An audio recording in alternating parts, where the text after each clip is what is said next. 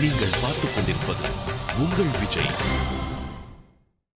நீ மாவீரனாக மாறாமல் இருந்தாலும், அராஜகம் செய்த தாரகாசுரனை வதைக்காமல் இருந்திருந்தாலும், என்றும் எங்களது புதல்வனாகத்தான் இருந்திருப்பாய்.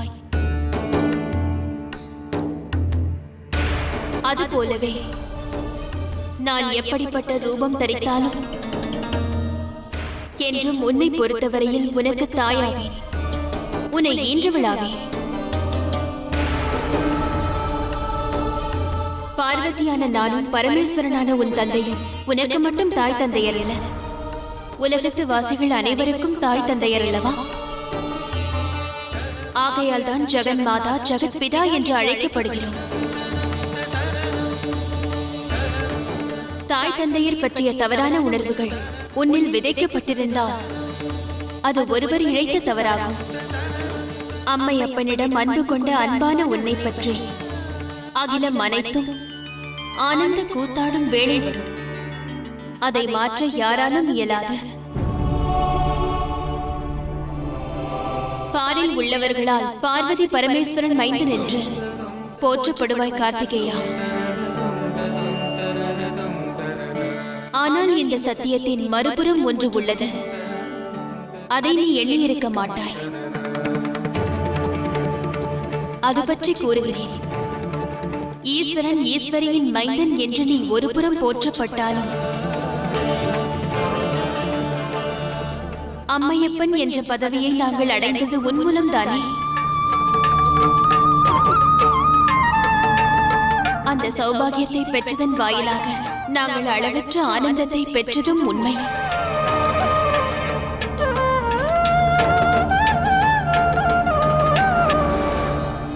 இப்போது கூறு மகனே, என் மீது நீ கொண்டிருக்கும் தவறான எண்ணம் எவ்விதத்தில் நீ சரியென்று எண்ணுகிறாய்?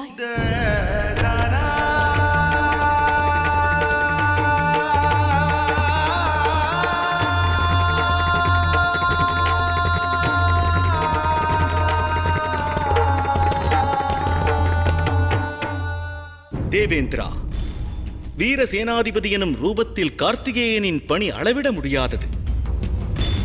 அதை நீ உணர்ந்து அப்பாலகனுக்கு ஸ்தானத்தை வழங்கு. அவனை நீ நிந்தித்து விட்டாய் தேவேந்திரா. கார்த்திகேயனுக்கு மரியாதை அளிப்பதால் உனக்கு அகௌரவம் கிடையாது. அப்பணியை நீ செய்தால்தான் உன்னில் உள்ள பயம் உன்னை விட்டு பிரிந்து முக்தியடையும். இல்லையெனில் நல்வழிப்படுத்தும் என்று நீ எண்ணிய வழி உன்னை கொல்லும் வழியில் இட்டுச் சென்று உன்னை அழிக்காமல் விடாது. காலம் தாழ்த்தாதே தேவேந்திரா. நல்வழி மார்க்கத்தை நல்லோருக்கு எடுத்துக் கூறுவது என் வேலை. அதை செய்துவிட்டேன். இனி உன் இஷ்டம். நாராயண நாராயண.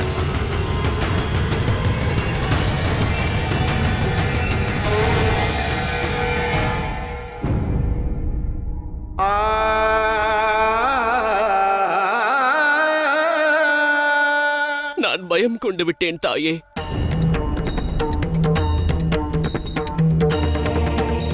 எனது தாய் தந்தையரான தங்களுடைய அற்புத சக்திகளைக் கண்டு தம்மை விட்டு விலக என்னுள் எண்ணம் தோன்றியது. உண்மையை சொன்னால் நான் தம் இருவருடன் வாழ்வதற்கு தகுதியற்றவன் என்று அறிந்தேன். நான் தவறிழைத்தேன் தாயே. என்னை மன்னித்தருளுங்கள்.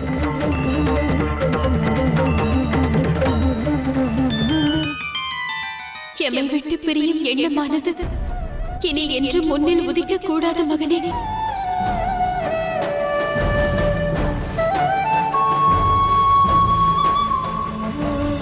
உதிக்காது தாயே,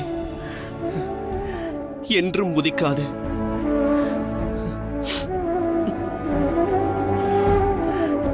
நான் இப்போது வாக்களிக்கிறேன்.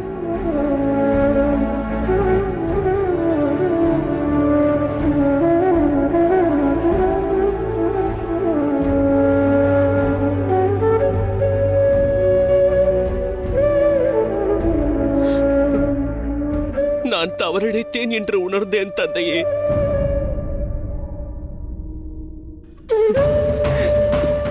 என்னை மன்னித்தருளுங்கள்.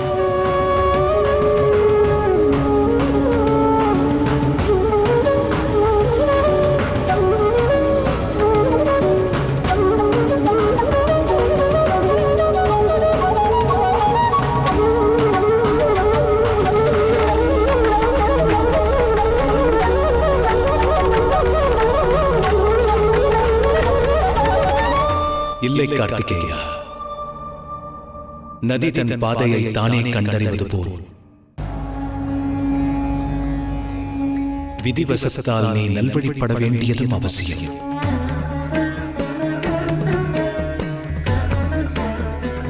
ஆம் மகனே, தெற்கு திசையில் அசுரராட்சி இன்னும் தழைத்தோங்கியுள்ளது.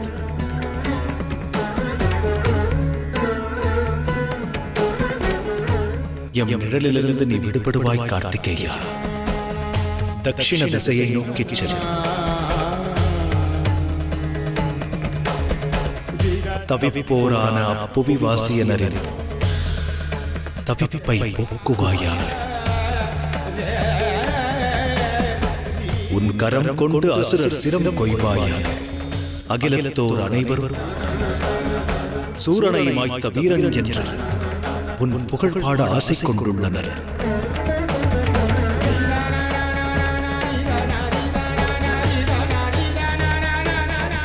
உனது அருமை செயலால் எமக்கு பெருமை சேர்ப்பாயாக.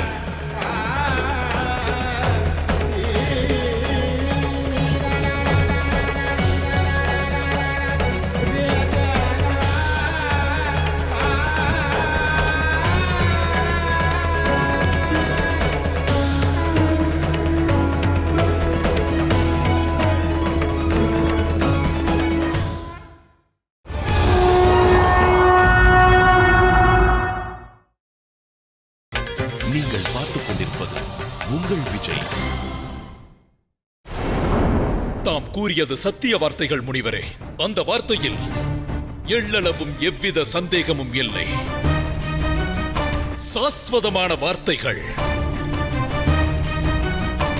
ஆனால் சாஸ்வதம் யாதெனில் இந்த அரியணையின் மீது என் ஒருவனுக்கு மட்டுமே அதிகாரம் உள்ளது. கார்த்திகேயனுக்கும் இதில் பங்குள்ளதென்ற எண்ணமானது தோன்றிவிட்டது. ஒன்று நிச்சயம், இந்த சிம்மாசனத்தை அவனுக்கு பங்களித்து இதை நான் அவனுக்கு உரிமையாக்குவேன் என்று எவரும் எண்ண வேண்டாம். தோன்றிய வெண்ணத்திற்கு ஒரு முற்றுப்புள்ளியை அவசியம் வைக்க வேண்டும். நான் கார்த்திகேயனை அழித்து காட்டுவேன். அவனை உரு தெரியாமல் அழித்து காட்டுவேன். தேவேந்திரன் தான் இச்செயலை செய்திருப்பான் என்று நான் நன்கு அறிவேன். அவ்வாறு ஏன் செய்தான் என்பதையும் நான் அறிவேன். ஒரு பாலகனிடத்தில் ஏன் இவ்வாறு நடந்து கொண்டான்? இது அவனது ஸ்தானத்திற்கு அழகு சேர்க்கக்கூடியதா? பார்வதி, மன்னியுங்கள் சுவாமி. நான் இந்திர தேவன் செயல் கண்டு மிகுந்த ஆத்திரம் கொண்டேன். பார்வதி, என் மன எண்ணத்தை தயை கூர்ந்து தாம் கேட்டருளுங்கள். ஆனால் உன் மனதில் உள்ள அந்த எண்ணத்தை உன்னால் கூற இயலவில்லை. அதன் பொருள் என்ன? நீ இந்திரன் மீது கோபம் கொள்ளவில்லை, என் முடிவின் மீது சினம் கொண்டுள்ளாய்.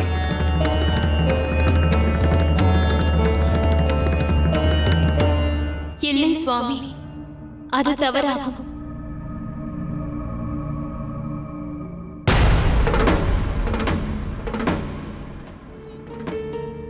நீ கார்த்திகேயனை அடைவதற்கு அனுபவித்த வேதனைகளை நான் அறிவேன்.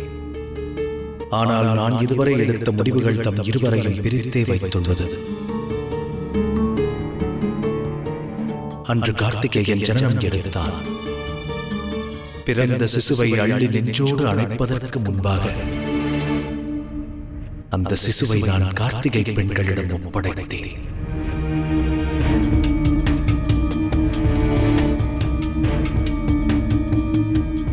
கிருத்திகாலோகம் விட்டு வந்த அவனிடத்தில் நீ அன்பினை பாராட்டுவதற்கு முன்பாகவே போர்க்கலை பயில அவனை அனுப்பி வைத்தேன். தேவர்கள் வேண்டுதலுக்கு இணங்கி தாரகாசுரனை அவன் வதைக்க நீக்கமர அவன் ஞானத்தை பெற்றான். இன்றோ தெற்கு நோக்கி புறப்படு என்றேன். தாம் அவனது தந்தை ஆவீர்கள். தமக்கு முடிவெடுக்கும் அதிகாரம் இருக்கிறது சுவாமி. ஆம் பார்வதி. ஆனால் எடுத்த முடிவுகளில் நான் உன் அபிப்பிராயத்தை பெறவில்லையே. இன்றும் அதுவே நடந்தது. தம்முடைய முடிவுகள் ஒவ்வொன்றிலும் கார்த்திகேயனது உயர்வே அடங்கியிருக்கும். அது உண்மைதான் பார்வதி. ஆனால் இதுவரை ஒவ்வொரு முறையும் நான் உன்னை வேதனைப்படுத்தி உள்ளேனே. பெண் என்பவளே வேதனையை அனுபவிக்க பிறந்தவளாகிறாள். இப்போதும் நான் மகனை பெறுகிறேனே என்ற வேதனையில் உள்ளேன். சுயநல எண்ணத்தால் இயன்றாலும் அவ்வுணர்வை தடுக்க இயலவில்லை. ஒருவேளை நமது புத்திரனுக்கு நாம் சுதந்திர உணர்வை அளிக்கவில்லை என்றால் அவன் தன்னில் இருக்கும் எண்ணிலடங்கா சக்திகளை எவ்வாறு அறிவான்? இது அவனுக்கு இன்றியமையாததாகும். தாரகனுடைய 3 புதல்வர்களும் இன்று சிவபக்தர்கள். ஆனால் அம்மூவரும் இனி இணைந்து சிவபுத்திரன் கார்த்திகேயனை வதைப்பார்கள். ஆனால் அந்த அசுரகுமாரர்களும் மகாதேவரின் பரம பக்தர்களாகிவிட்டனர். தன்னை ஈன்றவரின் இறப்பையே அவர்கள் பொருட்படுத்தாத நிலையில் எவ்வாறு இது சம்பவிக்கும் அரசே? அசுர மைந்தர்களை அடியோடு மாற்ற வேண்டுமெனில் தேவர்களை நாம் குழப்ப வேண்டும். அசுரமைந்தர் உலகம் மீது தாக்குதல் நடத்தப்பட்டால் அம்மூவரின் சிவ ஆராதனைக்கு முடிவு கட்டலாம். அவர்கள் மனதில் குரோதம் உருவாகும். பழிவாங்கும் உணர்வு உள்ளத்தில் தோன்றினால் தேவர்கள் மீது படையெடுக்க துடிப்பர். அதர்ம வழிக்கு அவர்கள் வந்தால் மகாதேவர் அவர்களுக்கு விரோதியாவார். அதன் இறுதியில் அம்மூவரும் ஈசனோடு யுத்தம் புரிந்தேயாக வேண்டும். உன்னை கவனிக்க நான் ஒருத்தி இருக்கிறேன் கார்த்திகேயா. எதற்காக உணவுண்ணாமல் என்னை இவ்வாறு வதைக்கிறாய்? தெற்கு நோக்கி புறப்பட்ட பிறகு நீ என்ன உண்பாய்? ஒரு சுத்த வீரனுக்கு அன்றாடம் பயிற்சியோடு ஆரோக்கியமான ஆகாரமானதும் அவசியமாகிறது. தாயே,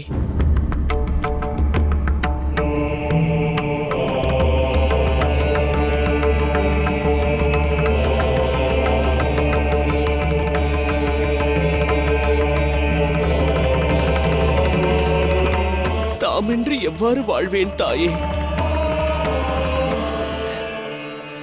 தாமும் என்னுடன் வந்து விடுங்கள்.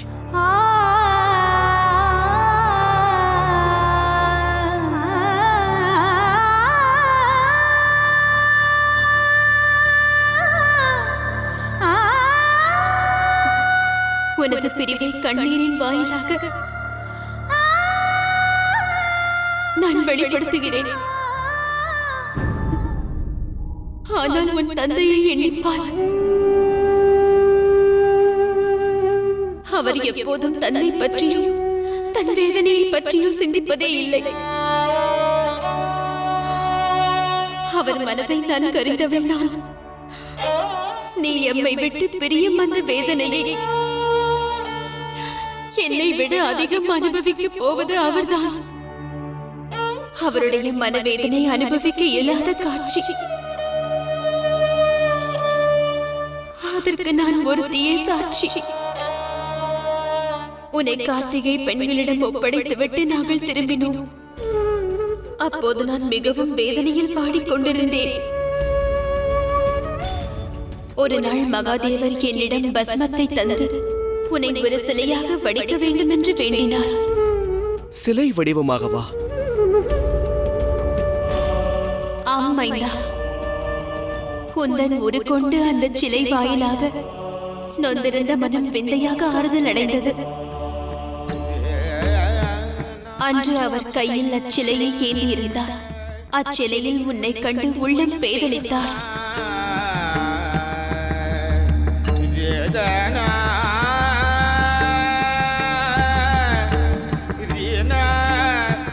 இருகரம் கொண்டு அச்சிலையை ஏந்திய அவரின் இரு விழிகளும் வேதனையில் இருண்டதைக் கண்டேன்.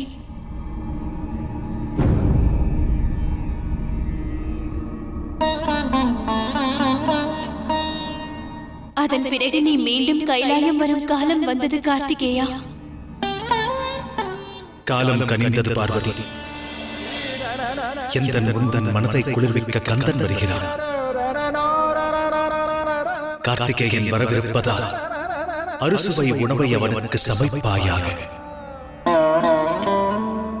நம்முடைய மைந்தன் வருகிறான்.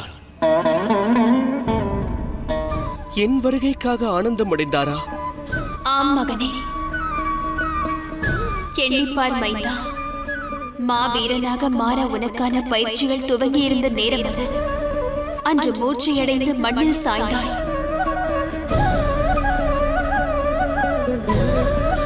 அன்று ஈசன் உன் மீது கொண்ட பாசத்தால் உன்னை பிரியாமல் உன்னுடன் வாசம் இருந்தார்.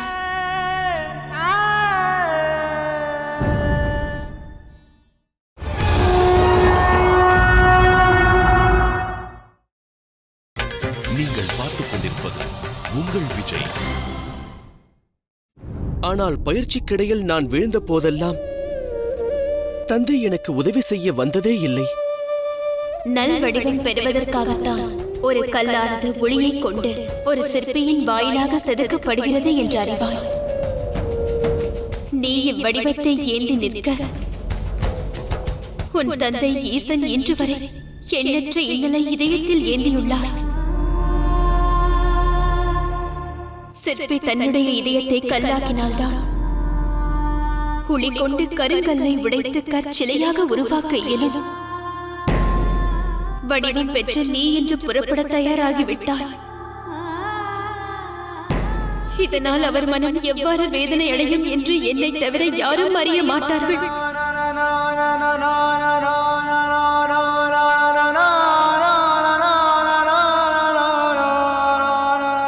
தாயான என்னை வேண்டுமானால் நீ மறக்கலாம். அதை எண்ணி நான் வேதனை அடைய மாட்டேன். ஆனால் தந்தையான அவரை நீ மறந்தால் அந்த வேதனையை என்னால் தாங்க இயலாது. இதய சிம்மாசனத்தில் என்றும் அவரை இருத்துவாயாக.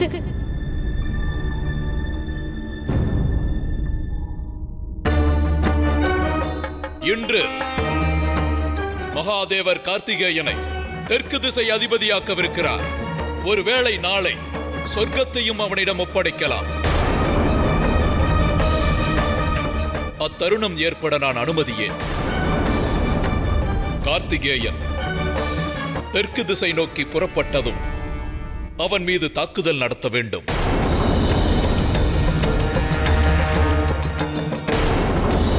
கார்த்திகேயன் சிவபுத்திரன். இப்பணியை நிறைவேற்ற விசேஷ திட்டம் வகுத்திருக்கிறேன்.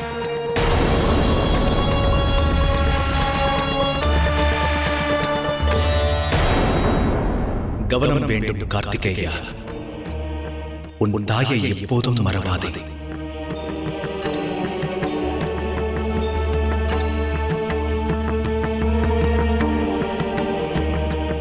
வழங்க வேண்டிய அறிவுரை அவ்வளவுதானா?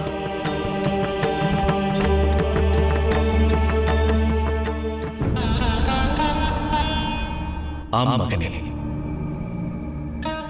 வேறென்ன நான் கூற வேண்டும்? வேறொன்றும் இல்லையா? இல்லை மகனே, கூறுவதற்கு வேறொன்றும் இல்லை.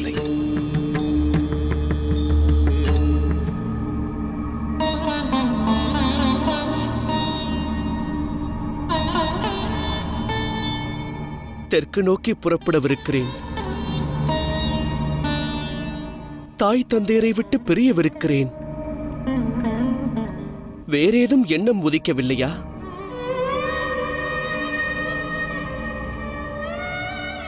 உத்தரவுகள், அறிவுரைகள், ஆணைகள் எதுவும் இல்லையா? என் புதல்வன் அறிவில் சிறந்தவன். பெரும் இன்னலையும் புன்முறுவலோடு ஏற்கக்கூடியவன்.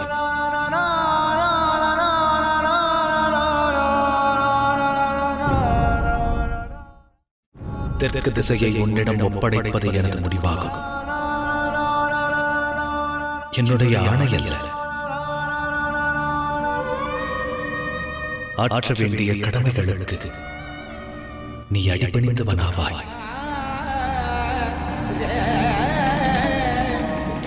ஒருவேளை சந்தேகம் இருக்குமாயில் அதை வெளிப்படுத்துவதில் சங்கோஜம் வேண்டாம்.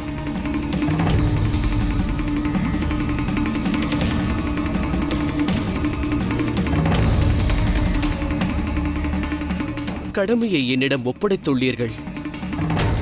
அதை எனது பாக்கியமாக பாவிக்கிறேன். தமக்கு இப்போது வாக்களிக்கிறேன். தமது எண்ணத்தை நிராசையாக்க மாட்டேன்.